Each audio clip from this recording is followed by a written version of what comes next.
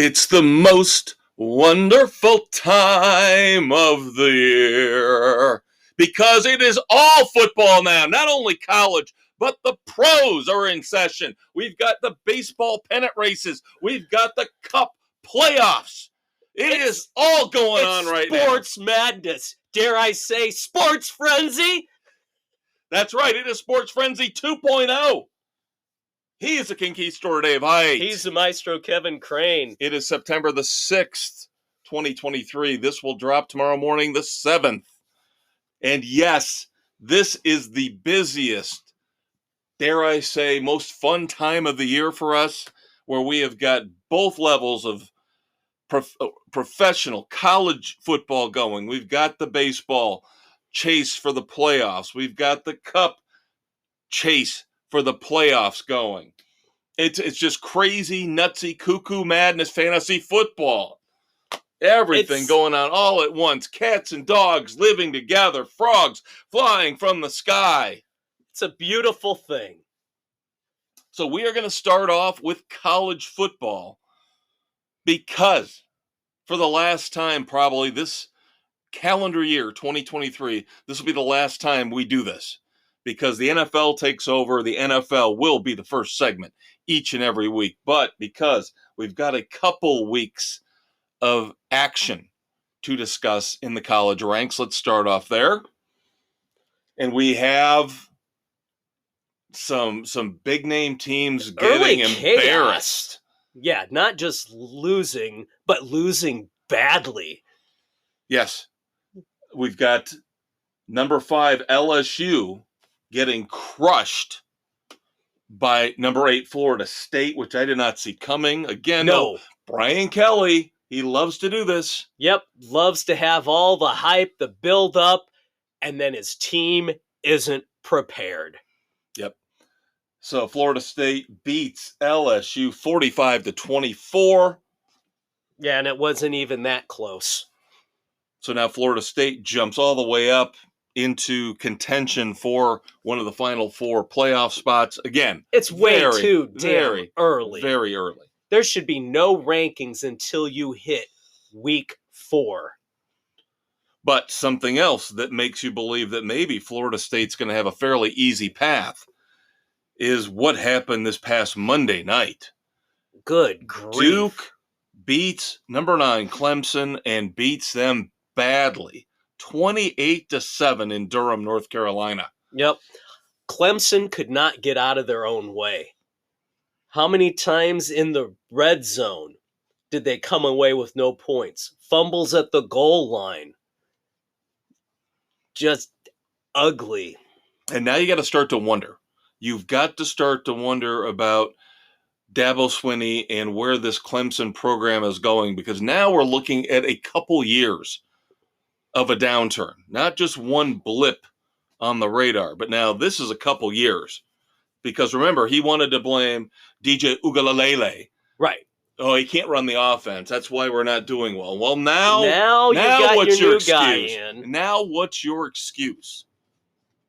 For not having your You've got guys Notre ready Dame to on the go. schedule coming up. Again, Florida State might end up being the class of the ACC, and if they can run the table through the ACC before it expands, which we'll get to in a minute, they could easily slip into the Final Four. Yeah, they have an outside shot. Now, nobody expected a lot from Baylor this year. They weren't really ranked going in, but they have been able to resuscitate that program since Matt Rule took it over. Right. Baylor usually plays well. They're competitive. Except they get beat by Texas State, of all teams. That's not a good look. And then, of course, I'll admit I watched about a half of this. And it's a record-setting or near record-setting broadcast for Fox. I believe they said the second highest-ranked noon kickoff game ever for Fox, where Colorado beat number 17 TCU 45-42. Of course, the debut for Coach Prime Time. Yeah. watching highlights of that one, TCU kind of beat themselves. Well, number one, their defense sucks. They couldn't tackle to save their lives. They did not play. And their linebacker, their captain, who transferred in from the Navy, took all the blame for the team. Should be taking the blame, not the coaches. He said, our defensive coordinator had us practice. He told us what Colorado was going to do. They did what he had us prepared to defend. We failed to execute. And so, as you mentioned so astutely earlier, early season polls are a joke. Yes. So now all of a sudden, Duke jumps into the top 25. Colorado jumps into the top 25. Overreaction. Which you get in the college and ranks. I probably should save this for the professional ranks in segment 2. But I'm already hearing that once Mike McCarthy steps down, whenever that is, for the Dallas Cowboys, Deion Sanders will get the job. Oh, God. Because that's how much Jerry Jones loves him. And now this is not going to dissuade Jerry Jones at all. I'm sorry. This is an overreact. This is an overreaction of an overreaction. Yeah, that's what you get in sports. That's what makes sports so much fun and frustrating at the same time. All right, as I alluded to earlier, the ACC now going back and forth has officially got the vote they needed, the swing vote. So they are going to add California, SMU, and Stanford next season, 24-25 season. So that officially destroys the Pac-12. Yep, gone, bye-bye. Those few teams hanging out there, I'm telling you, the Mountain West needs to poach them right now. Yeah, they do. The Mountain West has got some pretty decent teams there. And again, I keep talking about how San Diego State made that smart decision at the last minute, said, nope, we're going to stay in the Mountain West, not join the Pac-12. And now the Pac-12 needs to be proactive, bring in those stragglers left from the ashes, the ruins of the Pac-12, and make themselves maybe not one of the top 4, but that 5A, right there, bubbling under the surface. Now, what's the Big 12 going to think? Could they merge with the Mountain West and become the Western Super Conference? Yeah, I mean, that's where it's headed. Something even more destructive to college football is coming. But the thing is, the SEC doesn't have to do anything. They're the ones that are safe and secure with their TV contract, with the level of competition they've got. Now, the ACC strengthen themselves a little bit here, but still not in any way, shape, or form stable like the SEC or the Big Ten. Yeah. And again, kudos, as you mentioned, to the Big 12, because they looked a couple years ago like they were on shaky ground, and now they've stabilized themselves. But this is one of those situations where we need leadership. We need somebody to come in and say, this is what we're going to do for the next 30 years. You like it or not, this is the way it's going to be. Not this team's moving here next year, and this team's moving there in 2 years. No. You guys need to pull your heads out of your asses and stop thinking greedy. But again, since the NCAA has no power here. Nope, none whatsoever. I like your idea. Let's get the Mountain West. Let's get the Big 12. You need authority. You need power. Tell USC, tell UCLA, you can't move to the Big 10. Geographically, it's stupid and it makes no sense. Yes. Geography has got to come into play for all of this. The travel is insane. It's ridiculous to be going cross country. Absolutely. But again, whereas in a professional league where you have oversight, where you have a commissioner, where you have owners who vote on issues like this, expansion, selling teams, moving from one market to another. They will vote on it. They will do the best for their pocketbooks, for their self-interest. I don't even know in college football anymore whose self-interest matters the most. Is it the players now with the NIL deals? Is it the broadcast outlets with their huge contracts? And we'll get to ESPN in a little bit because we've got big news on them and how we could be seeing the landscape of sports on television and streaming changing forever before our eyes. Completely decimating everything that we know. Yep. Now, locally, Notre Dame moves up to number 10 in the AP poll as they beat Tennessee State 56-3. I'm going to say something controversial. No, not from you. I know. I usually keep my mouth shut, and I don't like to say anything that would upset or piss off anybody, because that's not the kind of guy I am. Why the hell are we making such a big deal about the quote-unquote historic matchup with Notre Dame and Tennessee State? Because they are an HBCU. Last time I checked, there are a lot of other schools, including the Miami Hurricanes, who have been playing HBCU schools for years and years and years. But now Notre Dame plays Tennessee State. Oh my God. Let's let the chimes and the bells and the horns and the whistles. It's absolutely ridiculous that you have to make a big deal out of it. And the worst part of it is, teams are playing each other. That's it. It doesn't matter who they are. And the worst part of it is, if this was anybody else, if this was Alabama doing this or Georgia, you know what everybody, including Notre Dame fans, are going to say? Oh, look, they scheduled a cupcake. They scheduled a cupcake. And that's what I said. Notre Dame scheduled a cupcake. Oh, no, Dave. It's a historic No, they matchup. Scheduled a cupcake. No, it's a historic matchup with an HBCU.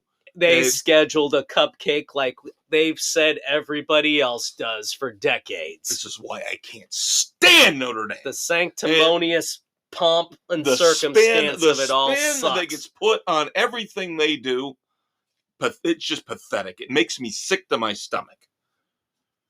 And now we'll see. Maybe we'll see how good they really are in a noon matchup coming this Saturday against North Carolina State. We don't have it on our pick list this week, but it's a point spread that was under 10, so I flirted with it. Yeah. Who knows what NC State is going to be this year? I know. They're very hard to predict, and in the end, I figured the point spread's a little bit of a mirage. Notre Dame should win this game by at least 3 touchdowns. Should. We'll see if they have their typical letdown. Right. Because, they've beat Navy, they beat Tennessee State, not exactly top-level competition. No, but for once, they post back-to-back blowouts.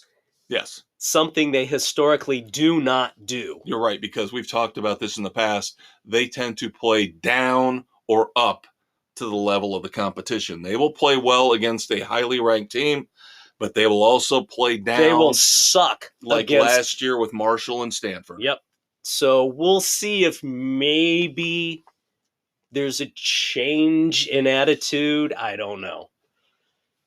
But one thing I was impressed with, they didn't take their foot off the gas. They used game situation to practice. End of the first half, they ran their 2-minute drill and under a minute drove down the field.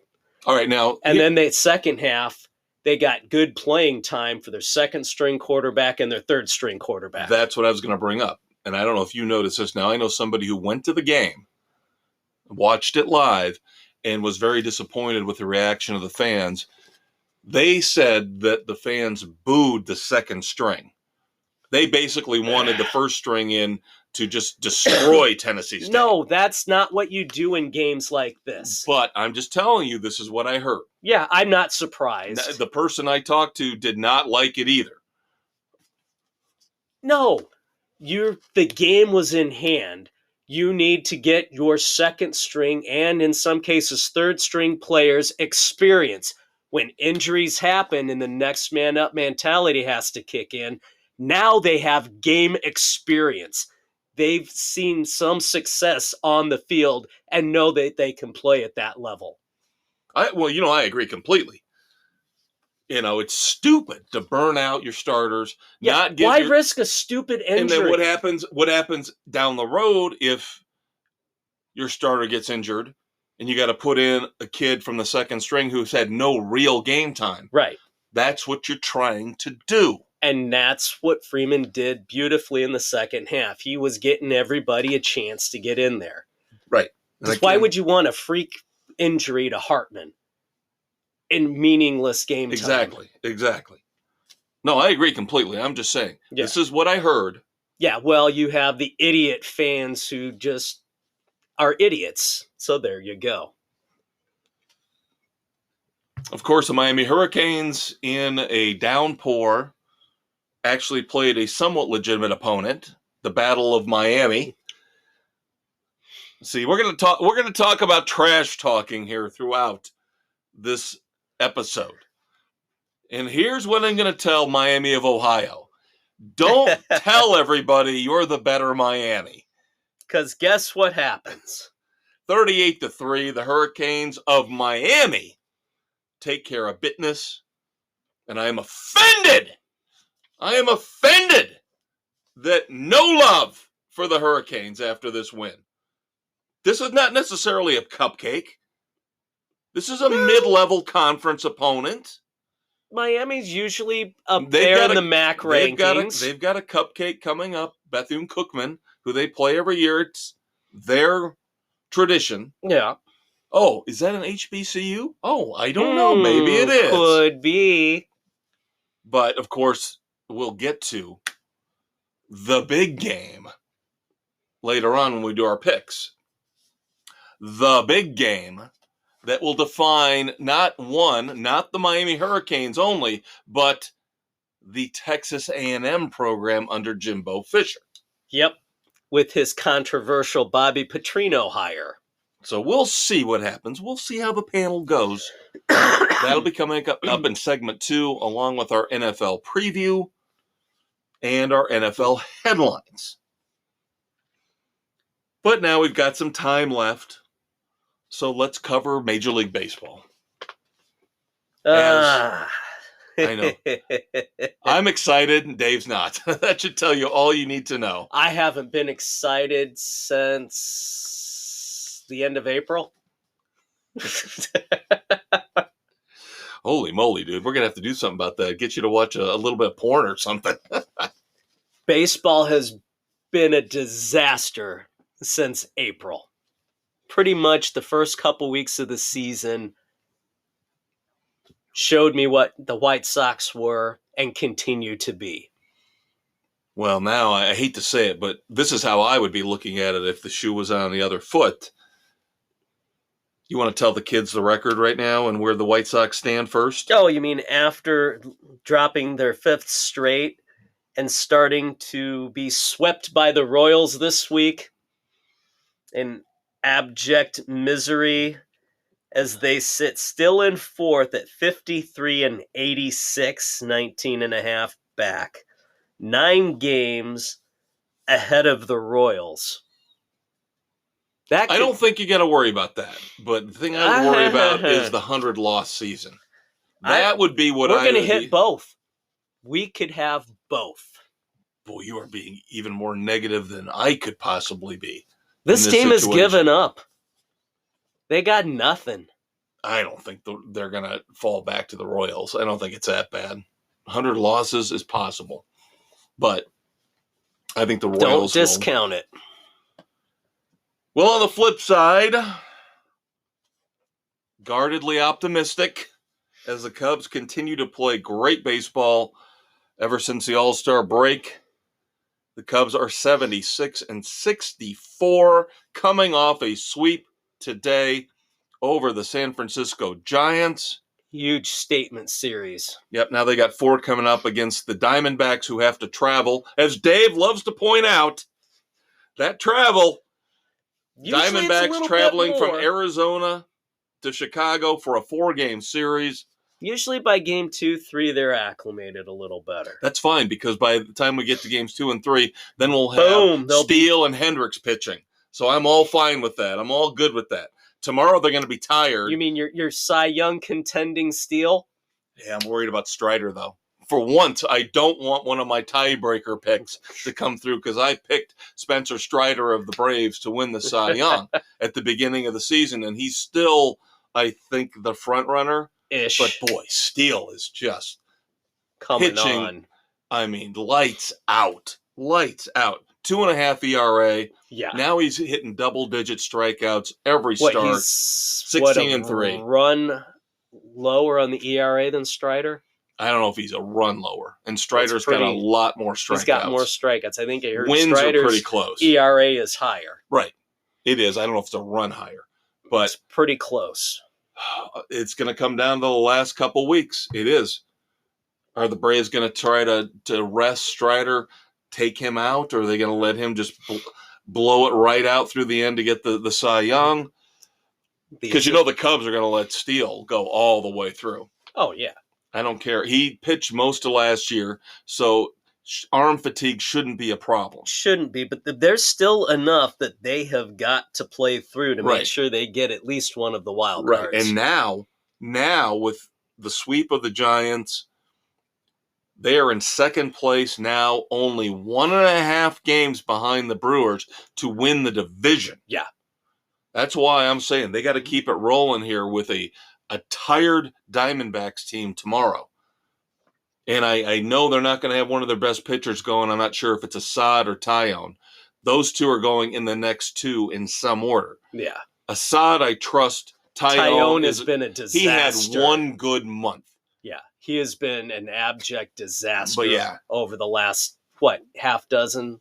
Yeah. Dozen starts? Yeah. Half dozen starts, he has been awful. Yeah. He's letting up at least 5 runs every time out. And so they've got to outscore the other team, which they've been able to do. Suzuki's on fire right now. Bellinger's still playing well. Morel is crushing it. Yeah. I mean, they are clicking on all cylinders right now. Luckily, they've been able to give Alzolay a little bit of rest as a closer, because he was starting to show some cracks because they overused him in close games a couple weeks ago.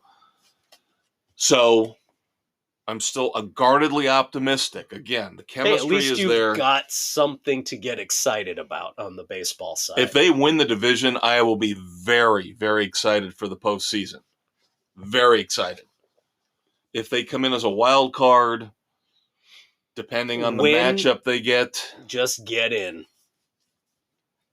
I know, but think about where they were. I don't want to play the Braves until the NLCS. Let's put it that way. Yeah. I want to avoid the Braves until the last possible minute. I'm fine with playing the Dodgers and anybody else, but I want to avoid the Braves because you and I both picked them to win the whole thing. And it's looking like our predictions are really spot on, because now the Astros are starting to pick up the pace. Yep, they've taken back over first place in their division. How about the Rangers? The Rangers are now out of the playoffs all of a sudden. Yeah. A month ago, we thought they were a lock. Yeah, and now they've hit a bad skid, and they need to right that ship. Yeah, because right now, last time I checked, Tampa Bay, of course, still the number 1 wild card, and then I believe Seattle and Toronto are the other 2. Yeah.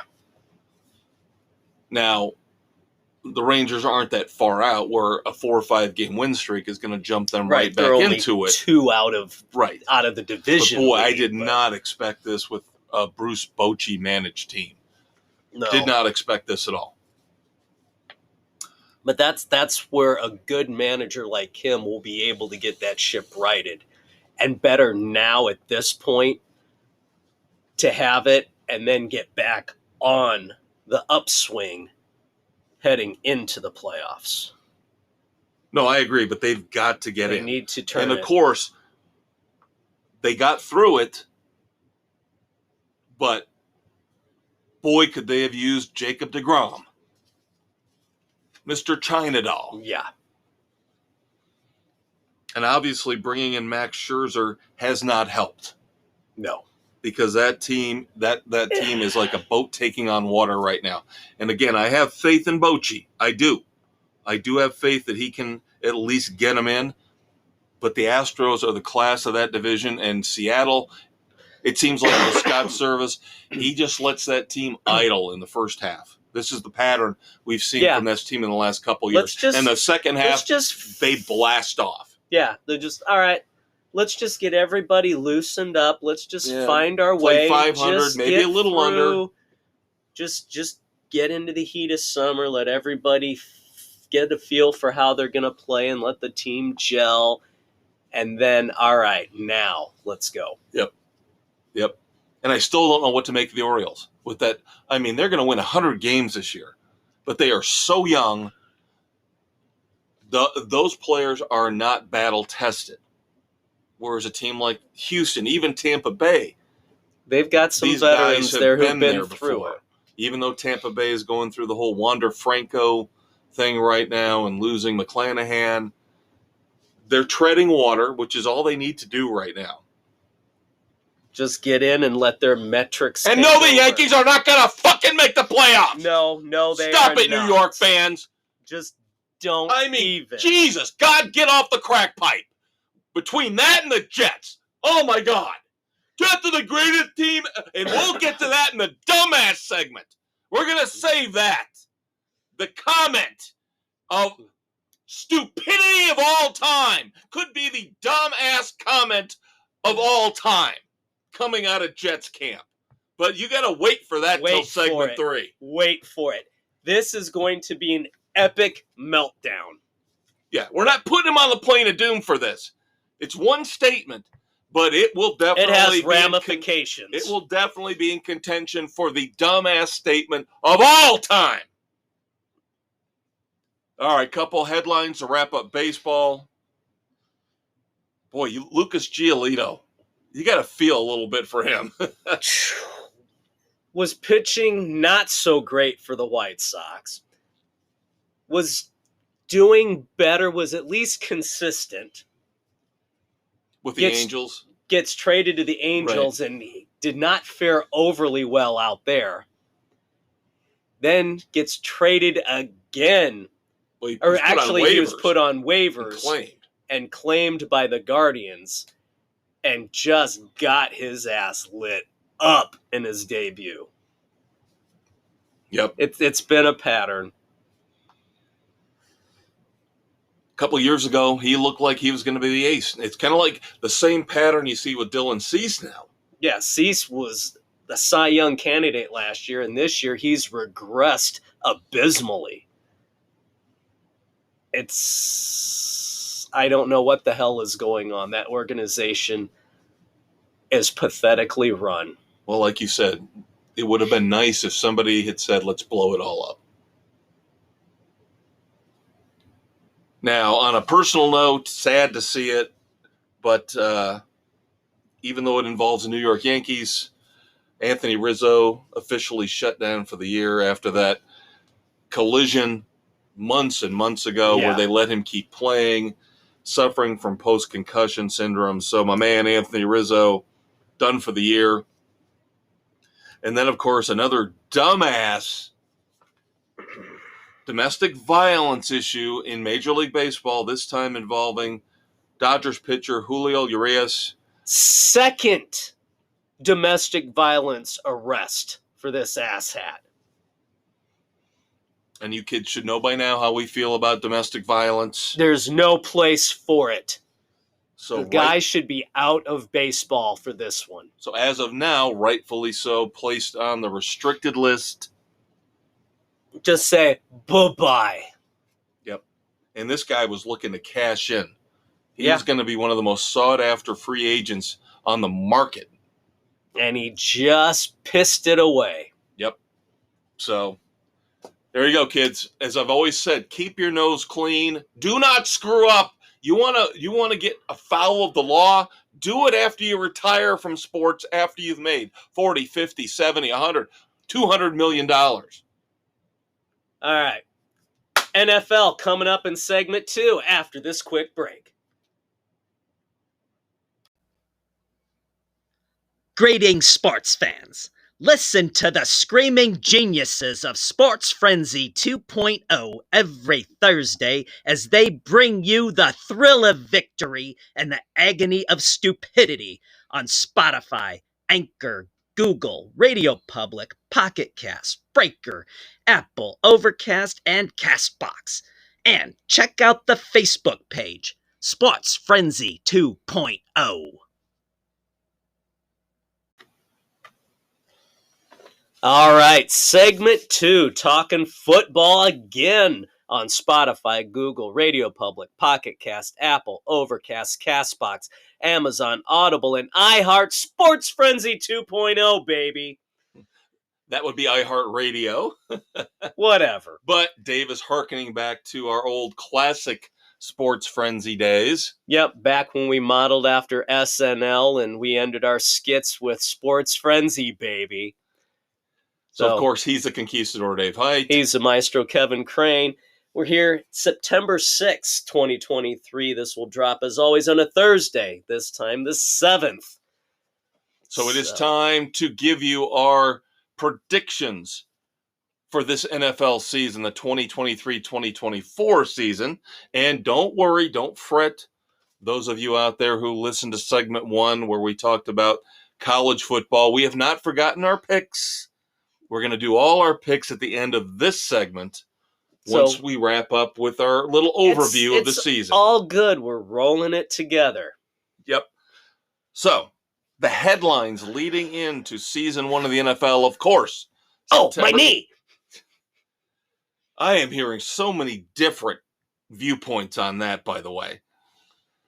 Of course, Dave's referring to Travis Kelce, the most valuable by far tight end in the league. Yep, hyperextended his knee in practice. Questionable for the game against the Lions. I heard today now it's a bone bruise. With the swelling, yeah, they're saying no structural damage. I'll be interested to see if he plays. Yeah. I would play it very cautious. I would not play him against the Lions. And this is somebody who has Travis Kelce in the Sports Frenzy Fantasy Football League, and I would say, as a coach, I wouldn't play him. More so because I don't want to have to sit there and sweat it out to the last minute. I drafted a good backup for this exact reason. Right. So just let me put my backup in. I don't want to stress out about this. I don't want Travis Kelce to go out there and play 3 downs and go out for the again. Season. Yeah. So let's just let him rest. It's let the fine. Swelling in the knee go down. Take it easy.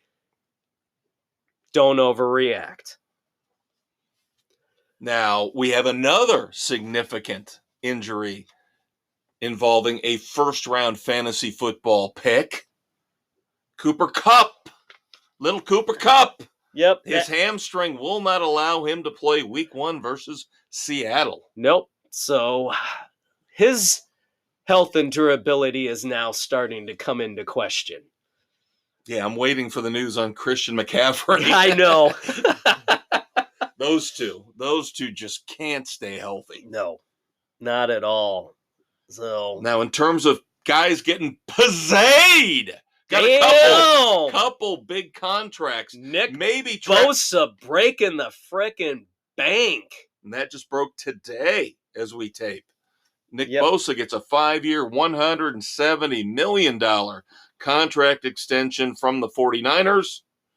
Whew, that's a lot of money. 122.5 guaranteed. The $34 million average annual salary tops Aaron Donald, and he is now the highest paid defensive player in the NFL. And you know who he has to thank for that? That would be one Brock Purdy. Yes. Because Brock Purdy's getting paid nothing. Yep. He's getting paid that Mr. Irrelevant money on a rookie deal. Gets nothing. Freeing up all this space to pay everybody else. Right. And I guarantee once Brock Purdy, if he continues to play well, which could go either way, but we're a couple years down the road from that. But once it gets to the point where you're going to have to consider paying Brock Purdy, you know who's going to be expendable? one Christian McCaffrey. Yep. Because his big money contract will come off the books. So, and you're not going to pay Mr. Injury China Doll beyond this one. Right.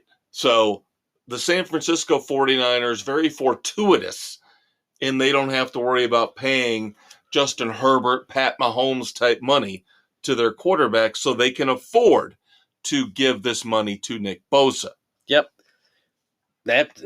Trading Trey Lance away freed up a little bit. Helped too. That helped a little bit. Yep. And then, of course, on the tight end front, maybe this is why Travis Kelce felt a little weak in the knees. T.J. Hockenson, now of the Minnesota Vikings, got a 4-year, $66 million plus extension with Minnesota, making him the highest paid tight end in the league. Okay.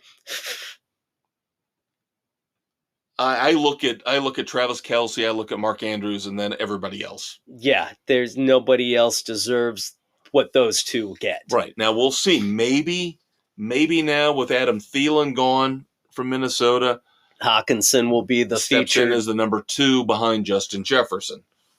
We'll have to wait and see. Yep. So there are your headlines. There's your news of the week. Some injury news, some salary news. Now it is time to discuss the upcoming season. Again, starting September the 7th with the Lions visiting Arrowhead Stadium playing the Kansas City Chiefs. We will get to that pick in a few minutes, but first, we need our tiebreakers, our predictions for the year.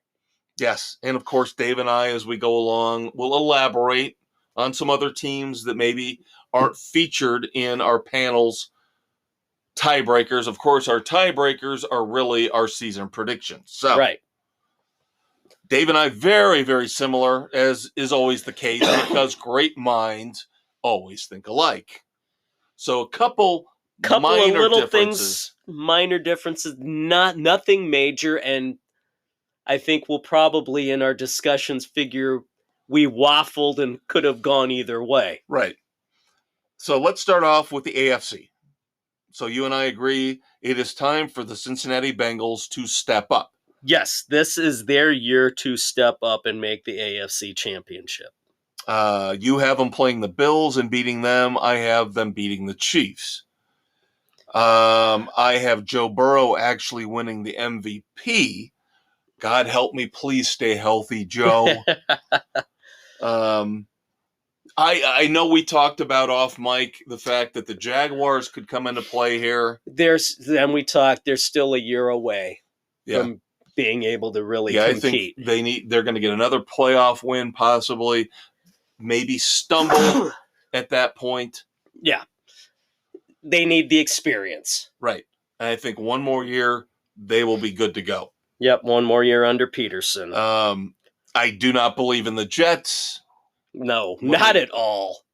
I'm tired of the hype. I am tired of it. I think they're going to figure out real quick Monday night that they're not the be-all, end-all that everybody thinks they are. I have heard a couple people, actually some saner voices, say this is very similar to last year's Denver Broncos team. Where there were the expectations that were not met. Yes, where you had Russell Wilson come in, Super Bowl winning, Hall of Fame caliber quarterback come in, failed miserably because the coaching staff is not up to par, ready for this type of moment, this type of pressure. Now in the NFC, you and I, again, exactly the same. Both taking the Eagles, playing the 49ers with the Eagles winning. And I, as my MVP, have Jalen Hurts. Which is not a bad call at all. Not a bad call at all. I think the Eagles looked so impressive last year against the Chiefs in the Super Bowl. It's only natural to expect them to take the next step in their progression. Right. They're young enough. They're deep. I think they can sustain injuries. Yeah, they can. I think the Eagles are primed Boy, an Eagles-Bengals Super Bowl will be awesome. monumental. Awesome. That would be a hell of a game. Yep. All right, before we get to our Super Bowl winner, let's recap our other 4 panelists that we have in at this point. So, the Big Blue W for his AFC has the Chiefs playing the Bills, with the Chiefs winning, and his MVP is Mr. Mahomes. The NFC side, the Niners playing the Vikings, and he has the Vikings winning? Okay. He loves Kirk Cousins, some kissing cousins. I guess so. All right. Nick, more Patrick Mahomes love for the MVP. Yep. He's got the Bengals and the Chiefs, with the Chiefs winning. He's got the 49ers and the Eagles, but the 49ers winning, and he's got the Niners winning the whole thing. Yep.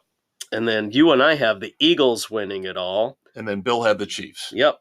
So with Doug, he's got the Bengals and the Ravens playing Doug in the AFC. has a love affair with the Ravens. He does, and he has the Ravens winning. And of course, with the Ravens winning, he's got Mr. Lamar Jackson as his MVP. And he drafts Lamar Jackson in his fantasy league in Sports Frenzy every year. Yes, he does. On the NFC side, he has the Eagles playing the Rams. Yeah, that's a questionable pick. Yeah, with the Eagles winning, and then he has the Eagles beating the Ravens to win the Super Bowl. And then finally, Aaron, again, more Patrick Mahomes love. He's got Mahomes winning the MVP. He's got the Chiefs and the Jets. Dope, he bought the Kool-Aid. Aaron's drinking the Kool-Aid, but he does have the Chiefs winning the AFC over the Jets. Eagles over the Lions in the NFC. Okay. And then he has a rematch in the Super Bowl, but he has the Eagles beating the Chiefs in the Super Bowl. There you go. So and now we have the Elder Statesman and Mrs. C. They have not hit the deadline yet, so they're all good. Yep. So if you want to see all these picks, check out the Facebook page this weekend. We will have all 8 of our panelists' season predictions, as well as Week 2 NCAA picks and Week 1 NFL picks, which we'll get to in a second. But before Dave and I get into that, let's talk about other observations for the season. Number one, obviously, it's plain to see that the NFC is not nearly as strong as the AFC. No, there's a huge disparity in the competition level. I think you and I personally, based on our predictions, I think it's the Eagles, the Niners, and everybody else. I don't personally believe we talk about the Jaguars needing a little more time to gel, maybe another year with Peterson, with Lawrence. Are you really expecting Brock Purdy to win the Super Bowl this year? Not necessarily. I think he needs another year. I think he needs a full year under center. Yeah. But that defense will carry them. If McCaffrey can stay healthy, they are definitely the second best team in the NFC. And beyond that, the rest I think it's a joke. I think it's pathetic. a joke. I do. Now, I think the Saints will dominate the NFC South just because it's a trash division. Well, yeah, that they will win it by default. Just like the Jaguars will dominate the AFC South for the same reason. The outside of the Eagles, the East is going to be interesting because are the Giants going to have another good year? Are the Cowboys going to step up? Are they finally going to arrive? Are the Commanders going to be good with new ownership? That could be a floundering hot mess of mediocrity. But we'll save the rest of our commentary once we go through our picks. Right. So let's do the pro picks first, and then we'll hit college. Sounds keep good. Keep the flow Let's going. Keep the flow. Starting off Thursday night, you're listening to this in the morning. This is your preview for tonight. Lions at the Chiefs to kick it off. No surprise, Chiefs across the board for the 6 of us right now. Yeah, we haven't heard from the elder statesman or Mrs. C yet, so I could see them voting one with or their hearts. both going. Yeah. Voting with their hearts. But yes, the sane people on the panel all take the Chiefs. Moving on to Sunday, September the 10th, we will be recovering after a long night with the Smashing Pumpkins and rival Suns, but I will set my alarm to make sure I get up for the 1 o'clock kickoff. Two teams not expected to do much, but you have the upstart number 1 quarterback pick in Bryce Young for the Panthers visiting the Artie Party. Is Desmond Ridder getting better at quarterback for the Falcons? I think the thing is, even though Frank Reich is a good head coach, he needs time to get that Panthers team to gel. That Panthers team, there's a lot going on there that has to be rebuilt. Yep. And now with the Falcons, again, Desmond Ridder gets more playing time after a few starts last year. Yep. The stud running back now, Bijan Robinson, comes in. Does Drake London take a step up in his second year as a receiver? Yeah. I am not expecting gangbusters out of the Falcons, but I expect them to win this game. Yeah, they're at home opening it up. Yeah, Falcons. Everybody's got the board Falcons for the 6 of us so far. Bengals at the Browns. This could be a tight game. This is going to be interesting. It all hinges how healthy is Burrow. Supposedly good to go. Supposedly good to go. And will he get any protection in the first game? Right. That's always the question with that Bengals offensive line. How many hits is he going to take? Something that bothers me with both him and with T. Higgins, no new contracts yet for either one of them. Right. Everybody else getting paid. We just talked about Bosa. We've talked about Hockenson. Of course, Justin Herbert got paid a little while back. Burrow, it's crickets. Yep. Boy, that could be a really dangerous road for the Bengals to go down. It could be. And they are notoriously cheap. Yes, they are. But do you trust Deshaun Watson? But he's not the same guy he was in Houston. I don't trust him. I don't either. I would shut down Nick Chubb and make Watson beat them. If I'm the Bengals, I shut Nick Chubb down. This could be the swan song for Kevin Stefanski as head coach of the Browns if they don't make the playoffs. Yep, we'll see how it goes, but no love for the Browns from our panel at this point. Bengals across the board. Moving on next, Titans at the Saints. Well, I've already made my thoughts known. The Saints are going to have a cakewalk in their division. Away. In their division. But now the Titans are always interesting because they're a well-coached team. But they do have a good coach, but they same old. They didn't do anything to get better. They give the ball to Derrick Henry. That's all they do. They hand the ball off to Derrick Henry. Old Bears offense. What was the old Bears offense? Peyton right, Peyton left up the middle, and Parsons punt. That's the same thing you're seeing with the Titans right now. Do you really think Ryan Tannehill at this point is going to all of a sudden figure it out? No. And bringing in DeAndre Hopkins does not improve that receiving core at all. I think the Saints will have a little bit of a jump, a little bit of a charge with Carr now at quarterback. Yeah, there's some Chris legitimacy Olave, there. second year, he's going to get better. Michael Thomas, if he stays healthy. Kamara will be back after 4 games. But you've got Williams, who they brought in from the Lions, the stopgap at running back. They're going to be fine there. I think Saints win. Saints for you, me, the Big Blue W, and Aaron. The Titans for Nick and Doug. Here we go! Come to the islands with Kevin. Come to the island because I've got two island picks coming up, baby, including one that's going to piss off everybody.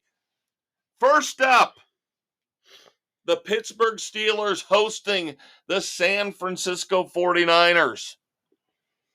I have heard nothing but positive vibes out of Steelers camp. Kenny Pickett is making that next step in his progression. You stole Pickens from me. I did. In the fantasy draft. I think Pickens and Pickett have got The some PP chemistry. connection. Oh, David. Did we really need to go there? Yes, we did. That's for the LGBTQ community out there. The PP. The PP connection. But you still got Deontay Johnson. You've got Najee Harris. You've got Jalen Warren. You've got depth in the backfield. At home, I think Brock Purdy gets a rude awakening. One of the few times the 49ers lose this year. The Pittsburgh Steelers win week 1 against the Niners. And it's the Niners for the rest of us. Based on that defense. But I'm not done yet! But wait! The Packers going into Soldier Field. I think the Packers still own the Bears. I had a dream, Dave. I had a dream. No, I am not mocking Martin Luther King. Is it a nightmare? More like a nightmare? I seriously had a dream about the Bears. That Jordan Love was going to light them up like Aaron Rodgers. I had a dream. I know it had nothing to do with the Packers per se, but it had to do with the fact that Matt Eberflus is an idiot and that this team is just not. They're smoke and mirrors. They're not going to be this good. Why does everybody think the Bears are going to take a huge step forward? What is Eberflus doing to instill confidence in anybody? Nothing. This is me picking the Bears for this one. The defense doesn't look any good. The offensive line's dinged up. We'll see what Love does on the road. I'm not saying Jordan Love is the next great coming. It's not the Packers are going, coming in PP. It's not going to be 3 in a row. Let's put it that way. It's not going to be Favre, then Rodgers, and Love, but I think Love will show himself to be competent enough to beat the Chicago Bears because I don't think the Bears are that good. I think the Bears might win 4 games this year. I think Eberflus is fired after this year. We can hope. I think they will take it at home coming out of the box. But I'm the only one. That's fine. I'm the only one. So there we go. Raiders at the Broncos. This one stuns me with the fact that we're split on the 6 picks we've got in so far. I know. That's kind of surprising. Did you not see who the Broncos hired as head coach? Do you not know who the Raiders head coach still is? I think that's all we need to say. And Derek Carr is not there anymore. They actually downgraded. At quarterback. I'm sorry, Josh McDaniels is not a head coach. And I'm sorry, this is a home game for Denver. Sean Payton's first game as Broncos head coach. That team is going to be coached up big time. Yep. So you and I, of course, Broncos. Along with Aaron. The Big Blue W, Nick and Doug take the Las Vegas Raiders. A little bit of a surprise. Yep. All right. The game of the week, in my humble opinion. Yep. My Miami Dolphins going out to L.A. to play the Chargers. See, I remembered where they are now.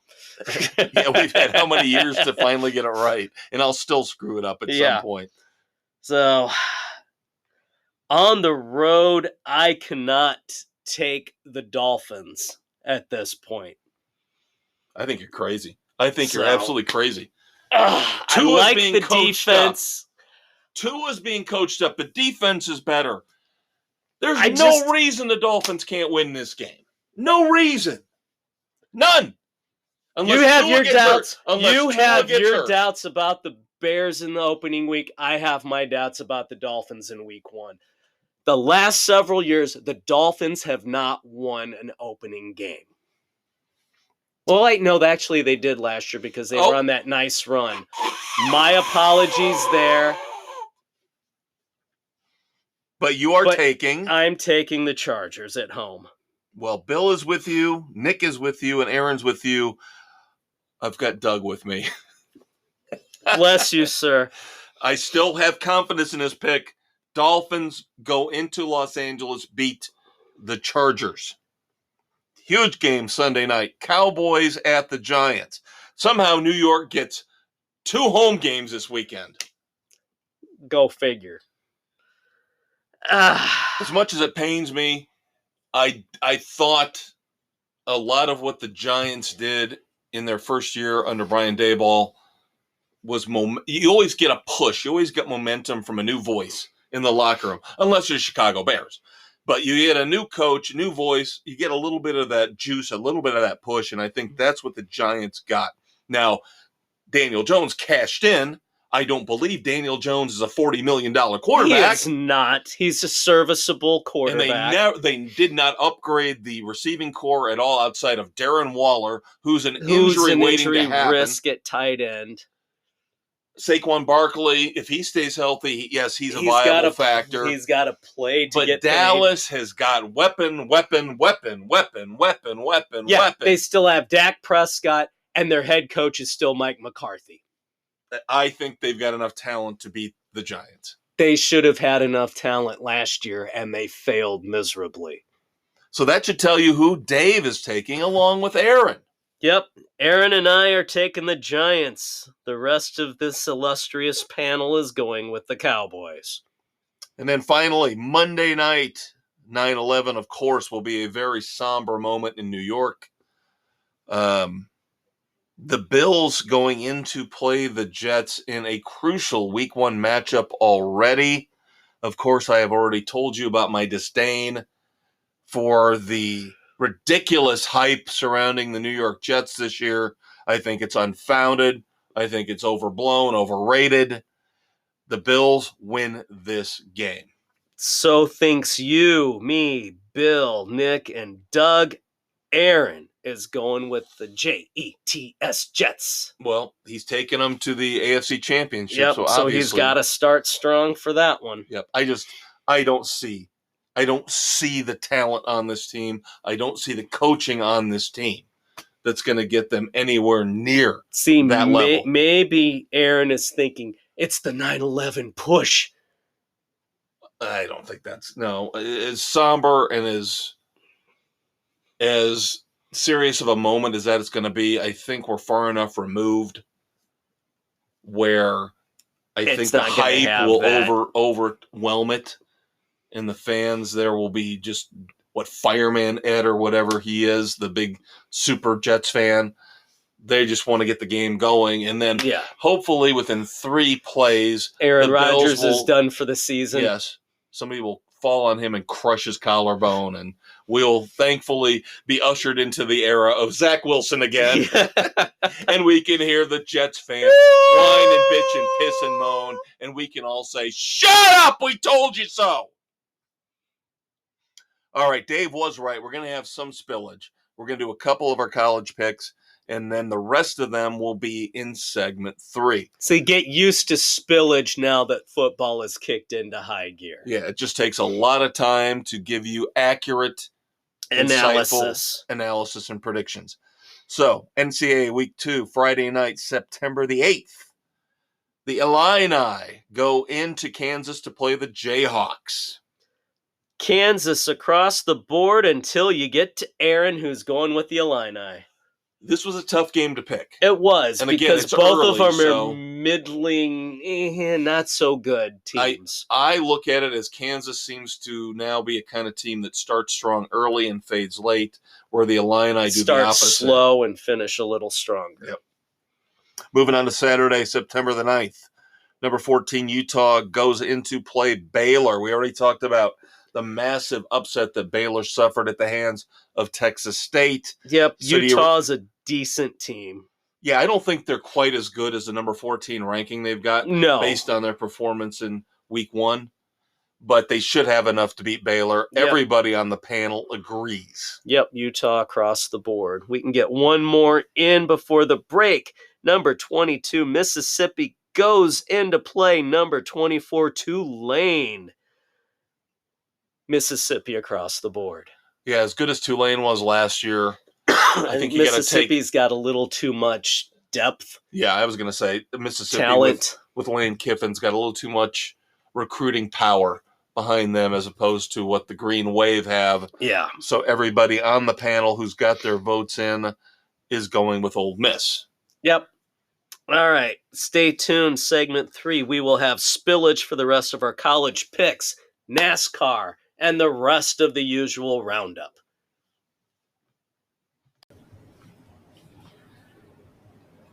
This episode of Sports Frenzy 2.0 is brought to you by the Bills Mafia Marital Aid Company, because when you are down and out, we'll bring you back up and in the game.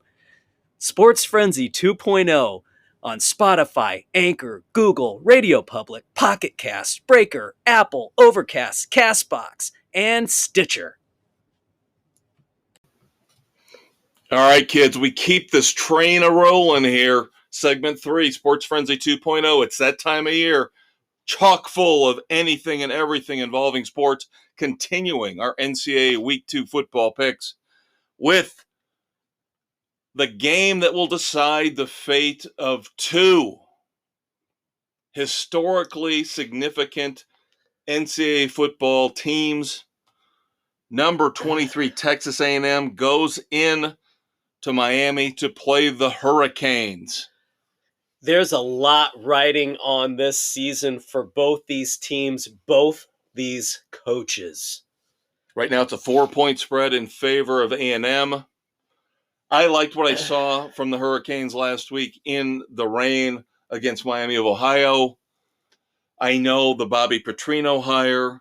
Everybody thinks this is going to be what puts Texas A&M back up. I don't think it will be, but there's more pressure on Jimbo himself to come out with a statement game like this. And again, as the great Elton John sang, Island Girl or Island Maestro. The Maestro's back on the island yet again. He's the only one. Yes, I am picking from my heart. Usually this is a Mrs. C trick. Moment. Yes. But I am picking, despite, I didn't even look at the stats, didn't look at anything. This game must be won by Miami. Mario Cristobal must win this game. Van Dyke must win this game for the future of the Hurricanes program. Miami beats A&M. And the rest of us say no. It's A&M. Oh, boy. And I'll miss that game completely because we will be rocking and rolling. So Yep. We will be with the Smashing Pumpkins. This weekend edition, little promo for you. Part 3 of Autumn. yes, as we get ready for Smashing Pumpkins and Rival Sons. Now we continue. This is the battle of the gamblers, kids. Number 25, Iowa goes to play at Iowa State. Both programs hit with the gambling controversy.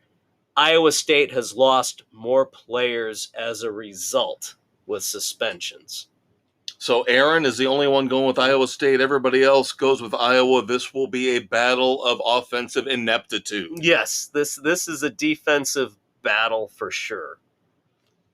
There we go. Big time matchup in the ACC. Cincinnati at Pittsburgh. Unfortunately, it looks like Pittsburgh's got more firepower this year than Cincinnati. Doug goes with the Bearcats. Everybody else goes with the Panthers. All right, moving on. Number 11, Texas goes down to play number 4, Alabama. Shocked that this is only a single-digit Yeah. point spread. But again, now maybe people are saying Alabama's coming back to the pack. Potentially. I'll believe it when I see it. Until then, this is still Alabama across the board. You figure Sarkisian will say he knows Saban's tricks, but Saban's Saban going to knows. say the same thing. Saban will say, I taught him what he knows. UCF at Boise State. All I had to do was look at the offensive numbers UCF put up last week. Yes, against Kent State, but still 700 yards of offense. And look how Boise State got rolled last week. By Washington. So that's all I needed to know. UCF for you, me, and Aaron. I don't know what the rest of them are looking at, but they take Boise State. Well, it's only 3.5 point spread. Which kind of surprises me, but whatever. Yep. It should be interesting. Number 19, Wisconsin, going out west to play Washington State. Island boy. I am on Washington State Island. It's not a bad pick. Can't trust Wisconsin. I can't trust them late. I can trust them early. Like we were talking about with Illinois and Kansas, Wisconsin is a good early season team. So I will go with Wisconsin. As you mentioned, you're the only one. Not a bad pick, going with Washington State. Taking them at home. We'll see what happens. Final NCAA football pick, UCLA at San Diego State. This is an intriguing matchup. Yeah, this one's got a big point spread. Normally I try to keep them under 10 per rules. First week is difficult because of the extra games. Sunday night, Monday night. He had to pick the games for us before the final games were concluded. Based on feel. I had to do it based on feel. This was the one that didn't fall in the 10 or under point spread rule, but we still got some upset picks there. Yes. Aaron and I are taking San Diego State Even to pull the upset. Almost 2 touchdown dogs. Everybody else takes UCLA. Chip Kelly's Bruins. So there you go, kids. We got to keep rolling now. We got still a ton of stuff to get through. Lots 25 minutes. So we move on to NASCAR. First playoff race at Darlington. I love how they finally started to acknowledge on Sunday that it's the Southern 500. Finally. Even though all they kept saying the week leading up was it's the Crown Royal Darlington weekend. Yeah. Then they finally said, no, it's the Cookout Southern 500. Yeah, thank you. Christopher Bell got the pole. Kyle Larson wins, moving on automatically to the second round of the playoffs. It was not that... For a Darlington race, it was kind of lame. I mean, at Darlington, you usually expect a little more bumping and banging and trading, and it just did not have that Darlington feel to it. The two big headlines I will take away from the race were, number one, Kevin Harvick was running a fantastic race and got absolutely hosed when there was an incident on the track right when he was going into the pits, and he just missed the red light. He literally, there's no way he could have pulled out without getting a penalty either way. Right. NASCAR has got to revise that piece. If somebody is right there, committed for the pit stop, right as that happens, you have got to let them complete the pit stop.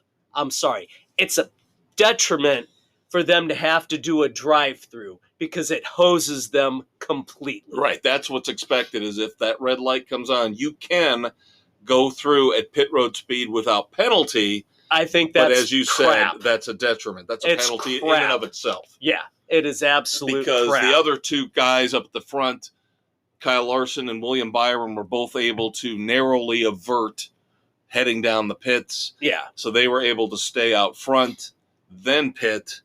Yeah, no, it's completely screwed up. NASCAR's got to revisit that. And then, of course, dominating the first two stages was Denny Hamlin. But again, the pressure gets to Hamlin. I think I've got a loose wheel. I've got to come in. Yeah, you got a loose wheel in your brain, dumbass. Well, Dave, this is how I look at it. He was worried about his contract extension, which he got. Why was he worried about an extension? He could drive for himself. Just speculating. Denny Hamlin does announce he has signed a multi-year extension with Joe Gibbs Racing. So now the pressure's off. Is it? I hope so. Is it? I hope so, based on who I picked this week. But before we get to that, one F1 headline, and I still don't understand how people watch Formula One, because next to soccer, it has got to be the most boring spectator sport ever, as Max Verstappen wins his F1 record 10th straight race. Yeah, it's... And I know people who are adamant about how awesome F1 is. How can you love a sport? It is the ultimate follow the leader race. You each year you have one team that is going to flat out dominate. Usually not quite to this extent, but Red Bull figured something out with the car that they are so damn much better than everybody else aerodynamically with the handling. It sucks. It's boring. It's lame. It is not the pinnacle of auto racing. Sorry, it's not. They spend the most money on each car. They're technologically there, but it is lame ass racing. You're better off with IMSA, IndyCar, NASCAR. The competition is better. All right, that leads us back to NASCAR with our picks for the playoff race number 2 coming up this Sunday, September the 10th. The Hollywood Casino 400 from Kansas Speedway. And as I mentioned, good that Denny Hamlin has got the pressure off of him now. He's at ease with where he's going to be racing for the next few years. So, as the leader, I had to put my pick in early, and I take Mr. Hamlin for Kansas Speedway. And you had some follow the leader picks there as well. Well, Sam made a mistake, and I can't do anything about it, but he did not wait for me to submit my pick. Okay. And he already told everybody that he was taking Denny Hamlin before my pick was due. So it might look like there was some impropriety, but I already had Denny Hamlin penciled in. He did. He told me last week when we were done taping. Yep. Basically, I would have taken Kyle Larson if Denny Hamlin had won and vice versa. So I'm going vice versa. There you go. Bill and Nick also in the second tier here in our Frenzy Cup competition, taking Hamlin as well. Yep, I am going with Lord Byron. Not a bad pick because the way he ran until last... somebody wins, this is why I was doing the Larson-Hamlin flip for this week. Yeah. Is that once they win, I don't feel like there's that drive until the next round to push for a win. Right. You don't want to get in a wreck. You want to accumulate points. Yeah, so that worked out for me with Truex. Well, you take Lord Byron, and then Doug and Aaron are going opposite of my strategy. Yep, they're hoping for a back-to-back. So Doug and Aaron go with Kyle Larson. That's fine. I will save Larson for later on. There you go. Mrs. C, of course, still has a couple hours left to get her pick in. But there you go. Check out the Facebook page here this weekend. Everything will be there. All 8 picks will be there. And, of course, all of our football picks as well. All right, so let's move on to some miscellaneous sports news. Let's start off with, let's do something positive before we get into the negative. Let's start off with my Clint Eastwood Badass of the Week. And I'm going to go big numbers this week, not only here, but in the Dumbasses of the Week. Big numbers, Dave. Big numbers. I'm an accountant. Big numbers. Big numbers. My Clint Eastwood Badasses of the Week are the 92,003 people who attended a women's volleyball game in Nebraska at the football stadium, the largest attendance ever at a women's sporting event. Now, I know there was like a concert going on, and people will say that influenced the number. Yeah, but still, come on. You actually were there to watch the game before the concert. That says a lot. Yeah, and the pictures are awesome because, of course, they were able to pack the stadium more full than they would for football because, obviously, volleyball court, smaller, you can put people on the field, whereas you couldn't do that for a football game. Right. So, again, congratulations. You're badasses. Good for you. It might seem like we don't do it, but we do promote women's sports to an extent here on Sports Frenzy. That's right. All right, let's move on to the bad news when it comes to sports on television. Now, first off, longtime voice from ESPN. Their insider, Chris Mortensen, is officially retired. You could tell. He needed to retire. He needs to take care of You himself. could tell for the last few years he did not look well. No. It was painful to see him. And they were on already TV. phasing him out with Adam Schefter and Todd McShay taking over his roles, basically. So, but I remember Chris Mortensen fondly. So, in his prime, he was really, really good. Yep. So he will be missed. He was one of the stalwarts back in the day when ESPN was actually good. Let's put it that way. Yeah.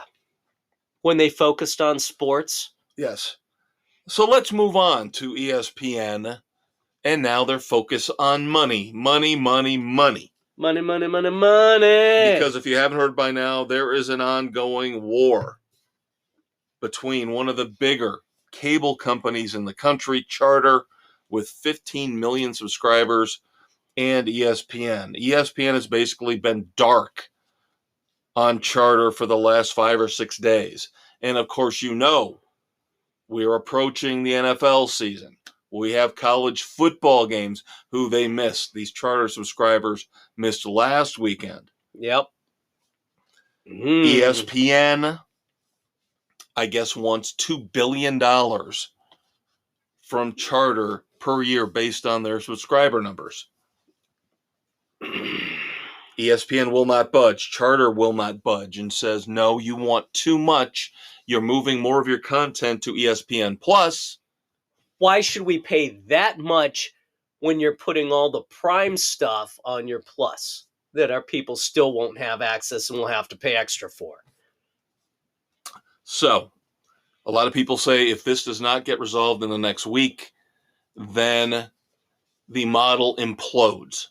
And then ESPN is going to push the nuclear button, and they are going to start pulling ESPN from all cable companies when their contracts are done. And then we're going to get the standalone ESPN service. Your guess is as good as mine how much it's going to cost. It's going to be stupid money because they're greedy. They're owned by the rat. And then, of course, speaking of greed on sports and sports television, in and of itself, I don't care about this show. I never watched it. But news came out that Real Sports with Brian Gumbel is that still on? Coming to an end this year after 29 years on HBO. But my point for this is Brian Gumbel's still Max alive? is crap. Max is crap. Max is crap. And now they're pulling even more content off. And we'll talk more about this on the weekend edition when it comes to entertainment and scripted series. But now Real Sports is even coming off HBO. It's all going to be reality television. It's going to be a joke. Reality television sucks on the regular networks. People get Max to get movies, original content, not this bullshit reality stuff. Everyone is sick of this crap. Stop it. And it's not because of the strike. Don't blame the strike. Don't blame the strike. This is Max. They started this with the whole Batgirl thing. Yeah, they pulled it. It was done. They invested $70 million in this movie, could have put it on HBO Max, chose to write it off and store it in a vault somewhere. This is how these people think. They're assholes. And again, we'll have more on this on the weekend edition. All right, let's move on to Moments of Silence. Brad Maxwell, NHL All-Star with the former Minnesota North Stars, helped them to the Cup Finals in '81, has passed away. Thoughts and prayers to his family and friends. Gil Brandt, Dallas Cowboys executive in the Hall of Fame, was the architect for the great Cowboys teams of the 70s and 80s. As he stepped down, he gave Jerry Jones a parting gift. A boot in the ass? That would be overseeing the selection of Troy Aikman. So thoughts and prayers. Gil Brandt was a genius when it came to football. Good. And then finally, Tony Roberts, longtime radio voice for Notre Dame football, 26 years. Yep. Unfortunately, his voice is silenced. Thoughts and prayers to the Roberts family and the Notre Dame football community. But as always, Dave, what time is it? It's time to pivot. You want to play an abbreviated segment of Dumbass or Not? Yes, let's. I have 4 contestants for you. So we should be able to fit them in with no worries, no stress. And I think you know one of them that's coming. We'll save him for last. I know that's a lock. That's a lock. Stone Cold Lead Pipe lock. All right, let's start off with the South Carolina Gamecocks. You said cocks. Gamecocks! They're roosters! Right? Not hens, roosters. Roosters, cocks, yes. So they have to be male, so they're not hens. Hens have vaginas. Right? Let's carry on. So, of course, I picked the Gamecocks to win against North Carolina, and they lost in miserable fashion, but it gets even worse. Did you realize in that game that South Carolina allowed a touchdown despite having 13 men on the field? Oh! That's bad. That's beyond bad. Does that make them dumbasses? Yes, abso-friggin-lutely. You can't even cheat right? Can you just imagine the flag? Declined. 13 men on the field. Declined. Touchdown stands. God. That's pathetic. All right. Let us talk about Delta Airlines.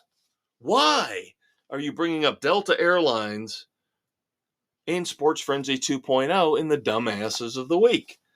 Because Delta sucks. Well, this is the kind of corporate mentality we have in America and around the world nowadays. Nobody has the foresight, the brains to actually do things the right way. So Delta thinks, let's go outside the box with our thinking.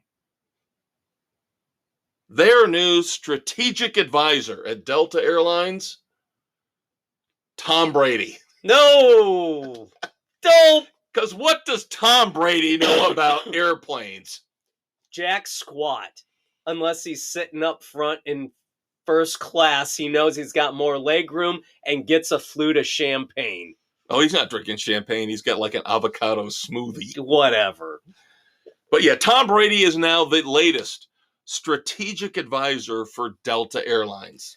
Let me double down on Delta. Was just talking with somebody last night, talking about a group trip they took to Europe on Delta. The flight got overbooked, so they put everybody on a later flight. The first one was a direct flight to where they were going. The next one had a layover. On the layover, they found only half of the group was booked to continue on. That's Delta for you. Dumbasses across the board. There we go. All right, I talked about numbers. I talked about how in my Clint Eastwood badass pick, I called out 92,000 plus. Well, now I'm calling out 11,000 dumbasses. 11,000! Why? 11,000 out of 30,000 runners in the August 27th Mexico City Marathon were disqualified. Why? Why were they disqualified? Because they were all caught cutting the course. Some of them taking private vehicles, some of them taking public transportation to cheat in the Mexico City Marathon. That is absolutely Dumbassery at its finest. And they're not done yet. They're still looking at videotape to find out if they can find any more than a third of the field cheating in the Mexico City Marathon. The epitome of lazy. Come on, people. So I think I'm going to go 4 for 4 here. I'm pretty confident because, of course, I saved the worst, the best, the worst for last. Yeah. New York Jets cornerback D.J. Reed. Who? Exactly. Who? Has the audacity. Again, we have talked for weeks and weeks about how the hype around the New York Jets is ridiculously overblown. They're drinking their own Kool-Aid. These comments defy belief. D.J. Reed says that the 2023 New York Jets defense will be as good or better than the 1985 Chicago Bears defense. Or the Legion of the Boom. Legion of Boom Also from Seattle. compared themselves. But they weren't even close. You can't even compare the Legion of Boom. The Legion of Boom couldn't wear the 85 Bears jock straps. I'm surprised you didn't bring up the Ray Lewis Ravens defense. Yeah, which was better than the Legion of Boom. Yes, that to me was the second best defense of all time. Yeah, Legion of Boom comes in third. Because they had Trent Dilfer at quarterback, and all they got were field goals. Yeah. And somehow they still won 12-10, 9-6. That defense was the second best. So I'm surprised D.J. Reed didn't disparage the name of Ray Lewis in that spectacular Ravens defense. But he decided instead to bring the Legion of Boom and the legendary 85 Chicago Bears defense. Here's my suggestion for D.J. Reed. D.J. Reed, keep the 85 Bears out your damn mouth! There you go. To quote my good friend Will Smith. So I think... You are 4 for 4. That is in the running for dumbass statement of the year. Of all time. Of all time. If he's going to compare the Jets defense to the greatest defense of all time, it's an all-time before they even played a down this season. And last time I checked, last year, there was no indication that they were going to be good. No, they can't turn the ball over. They can't convert turnovers to touchdowns like those great defenses could. Numerically, did they do a good job last year? Sure. Yeah. They were solid. But they weren't elite. No, they're not scary. They're not. And last time I checked, Aaron Rodgers doesn't play defense unless he's high on ayahuasca. And of course, now I hear he's talking about UFO sightings. Oh, Lord. While being high on ayahuasca. I can't. New York fans, you don't understand what you're in for. This is going to be the most spectacular implosion of all time, based on the fact that you fed into the hype. You fueled the fire for this. Yep. You have no one to blame but yourself. Get what you deserve. Aaron Rodgers' decline is obvious. He is not being coached by Bill Parcells or even Rex Ryan. He's being coached by Robert Saleh, who can only come up with stories about, we are going to climb Mount Everest and get to the top. The most generic, pathetic speeches of all time emulating from this man's mouth. He's not even Dan Campbell. Dan Campbell, we're going to bite your kneecaps off. We're going to get down and we're going to bite your kneecaps on our way back up. People have more respect for Dan Campbell because at least he speaks from the heart. He's more creative. And I swear to God, if the Bills choke this one Monday night, I am going to be so pissed. Oh my God, you kids will just have to wait for our reaction next Thursday morning. It will be an epic, colossal rant, the likes of which you have never heard. And Mrs. C will not be happy. Oh, no. Check out the weekend edition.